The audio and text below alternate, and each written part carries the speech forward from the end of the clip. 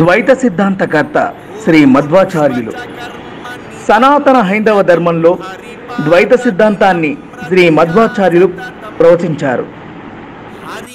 ఆ సిద్ధాంతాన్ని అనుసరించి జీవుడు వేరు, దేవుడు వేరు, జడమైన జగత్తు జీవుడు నిత్యం కాదు, ఆ దేవుడు ఎంత సత్యమో ఈ జగత్తు కూడా అంతే సత్యం అని మధ్వాచార్యులు ఉడిపిలోని అనంతేశ్వర ఆలయంలో భక్తులందరి సమక్షంలో ఐతరేయ ఉపనిషత్తు భాష్యాన్ని చెబుతూ పూలవాన మధ్యన అంతర్ధానమయ్యారు.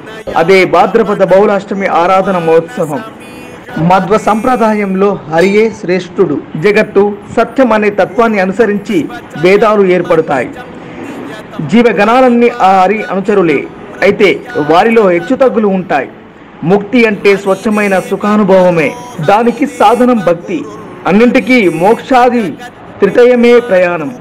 ప్రత్యక్షాది న్యాయ ప్రమాణాల ద్వారా హరిని తెలుసుకోగలుగుతాం. జ్ఞానం అంటే తెలియజేసేది, జ్ఞేయం అంటే తెలుసుకోదగింది, జ్ఞాతం అంటే తెలిసినవాడు. ఈ మూడు భిన్నమైనవే, కానీ ఎప్పటికీ ఒకటి కావు. జ్ఞేయం పరబ్రహ్మం, జ్ఞాత జీవాత్మ, జ్ఞానం భక్తి. ఈ త్రిపుటి సంచారమే పూర్ణ ప్రజ్ఞ దర్శనం. జీవులందరూ ఒకే విధంగా ఉండరు, నీచ ఉచ్చ భావగతులై ఉంటారు. ఉన్నత భావాలు గలవారు భగవద్భక్తితోనూ ధార్మిక ప్రవృత్తితోనూ ముక్తిని పొందుతారు. అందరికంటే అధములు సంసారంలో చిక్కుకొని ఎప్పటికీ ముక్తిని పొందలేరు. నీచులైన మూడో వర్గం వారు భగవంతుని మీద విరోధంతో నరకాన్ని పొందుతారు. ఉత్పత్తి స్థితి సంహార నేతి జ్ఞానమవృత్తి బంధమోక్షాచ పురుషాత్ తస్మాత్ సహారి రేఖరాట్. ఉత్పత్తి స్థితి సంహార నియమాలకు సంబంధించిన జ్ఞానం, బంధమోక్షాలు ఇవన్నీ ఒకరి నుండే వెలువడుతూ ఉంటాయి. అతడే ఏకైక సమ్రాట్ హరి. అందువల్ల భగవంతునితో విరోధం పనికిరాదు, అది శాశ్వతమైన నరకానికి కారణమవుతుంది. జీవాత్మ ముక్తికి మధ్వ దర్శనం సప్త 7 సూత్రాలను ప్రతిపాదిస్తుంది. సప్త సూత్ర ప్రతిపాదన. మొదటిది, సర్వదేవతల్లో హరియే సర్వోత్తముడు, పూజనీయుడు. మిగిలిన దేవతలు తరతమాలతో పూజార్హులు.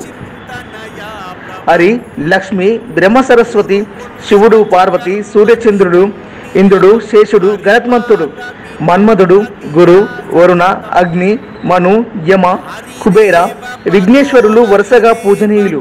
రెండవది, జీవదేవాది పంచభేదాలు కలిగి ఉన్నందున ఈ జగత్తును ప్రపంచమని పిలుస్తున్నారు. ప్రపంచమనగా వ్యాప్తి చెందినది అనే అర్థం కూడా ఉంది. మూడవది, ఈ జగత్తు ప్రవహించేది నది వంటిది.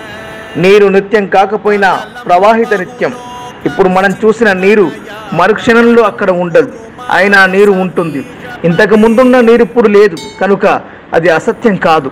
మనం చూసినప్పుడు ఉన్న నీరు అప్పటికి సత్యం. 4, జీవుడు పరబ్రహ్మమైన హరికన్నా భిన్నుడే, అస్వతంత్రుడే. జీవుడు దేవుడు ఎన్నటికీ ఒకటి కాబోరు. హరిసేవ వల్ల ముక్తిని పొందుతారు. తానెవరో తెలుసుకున్న సుఖానుభూతియే ముక్తి.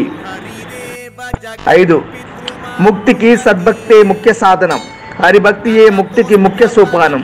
6వది, ప్రత్యక్షం, అనుమానం, ఆగమం, వేదోపనిషత్తులు అనే ప్రమాణాలతో న్యాయశాస్త్రానుసారం ద్వైతశ దర్శనం ఏర్పడింది.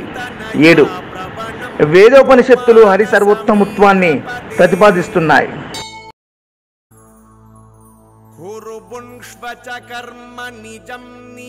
నిరహంకారం, నిర్మలత్వం, నిశ్చలత్వంతో కూడిన హరిభక్తిని బోధించిన శ్రీ మధ్వాచార్యులు కర్ణాటక రాష్ట్రం ఉడిపి దగ్గరున్న పాచక గ్రామంలో 1238 సంవత్సరంలో విజయదశమి నాడు జన్మించారు. పూర్ణ ప్రజ్ఞ, ఆనంద తీర్థ, మధ్వాచార్య నామాలతో ద్వైత మతాచార్యులయ్యారు. మధ్వాచార్యుడు వాయుదేవుని అవతారంగా మధ్వలు భావిస్తారు. భక్తి యోగాన్ని, హరిభక్తిని, నిహంకారతను, నిర్మలత్వాన్ని, నిశ్చల తత్వాన్ని ఈ లోకానికి బోధించడం ద్వారా ప్రామాణికమైన మతంగా ద్వైతాన్ని ప్రతిపాదించారు శ్రీ మధ్వాచార్యులు. ఉపనిషత్తులకు, భగవద్గీతకు, బ్రహ్మసూత్రాలకు భాష్యాలు రచించి ద్వైత మతాన్ని స్థాపించి స్థిరీకరించిన మహానుభావుడు శ్రీ మధ్వాచార్యుడు.